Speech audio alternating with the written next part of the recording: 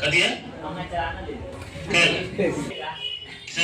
कि डायलॉग के कहता है कि मारा गोली मारा, तो गोली भी जो निकली कथी बोली, आई लव यू बोली, कहता है ना। वो डायलॉग में फिजिक्स है, फिजिक्स में उसमें फिजिक्स का इस्तेमाल है। उसमें लगा हुआ है प्रोजेक्टाइल मोशन। अब क्या लगा हुआ है देखिए, उसमें लगा क्या है, प्रोजेक्टाइल मोशन।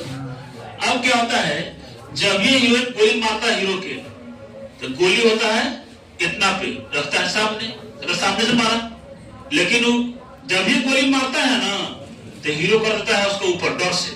अब गोली का एंगल बन जाए 45 डिग्री कितना बनता है, धरती के साथ गोली के एंगल बन जाए 45 डिग्री के एंगल पर।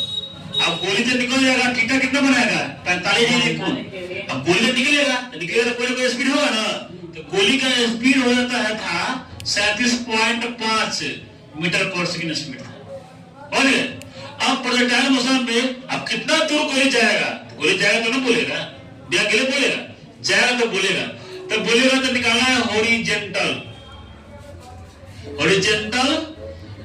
रेंज निकालना है, या डिस्टेंस कितना दूरी तय करेगा, ठीक है।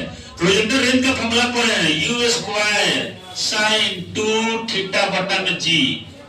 ये प्रोजेक्टाइल मोशन में हॉरिजॉन्टल रेंज का फॉर्मूला होता है, कितना डिस्टेंस तय करेगा। अब बताइए u का मान कितना है, 37.5 के स्क्वायर, sin 2 अब गुना थीटा का मान कितना डिग्री, 45 गुना कितना होता है, और g का मान तो आप लोग जानते ही हैं, g का मान कितना होता है 9.8 मीटर पर सेकंड स्क्वायर होता है। और sin 45 का मान कितना हो जाएगा, 1/2। 45 गुना 90 का मान कितना होता है, 1 होता है।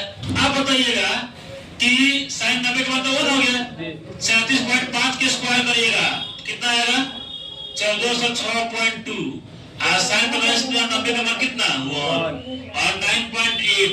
जब इतना में इतना से भाग करिएगा, 9.8 से भाग करिएगा तो ये आएगा 143 लगभग। यही तो है आई ऐसे लव, ऐसे क्या हो जाएगा यू।